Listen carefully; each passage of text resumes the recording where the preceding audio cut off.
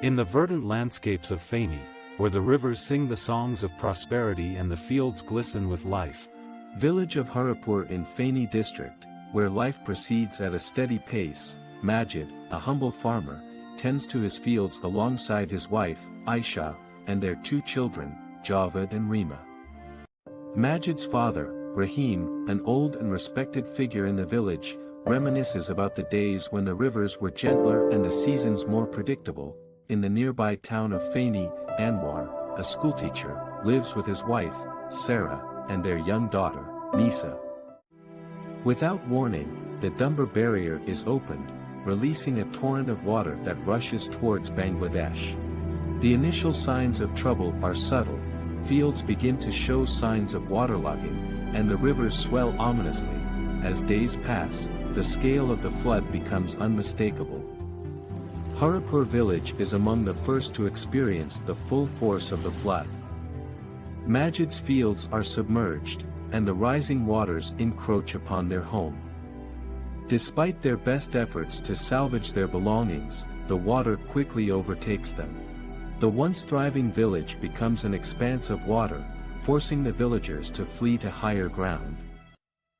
Feni town, normally bustling with life, is not spared. Anwar and Sarah's home is inundated, and they seek refuge in the town hall, which has been turned into an emergency shelter. The lack of resources becomes a severe issue as food and clean water quickly run out. The situation deteriorates rapidly. The few survivors cling to makeshift rafts and whatever elevated ground they can find. The daily struggle for food and clean water becomes an agonizing reality. Majid's family, now living on a makeshift raft, faces the harsh elements as they drift from one place to another. The floodwaters have claimed their home and their crops, leaving them with nothing but each other.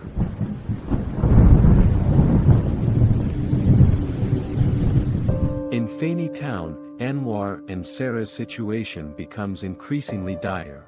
The town hall is overcrowded, and the limited supplies are quickly exhausted.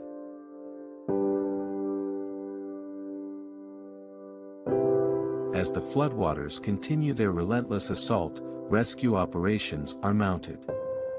However, the scale of the disaster makes the efforts seem almost futile. Volunteers and rescue workers, despite their tireless efforts, are overwhelmed by the magnitude of the crisis.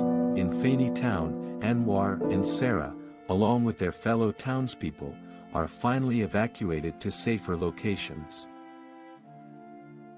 As the floodwaters recede, the magnitude of the damage becomes clear. The once familiar landscape of Feni, Noakhali, and Cumilla is transformed into a tableau of loss and destruction.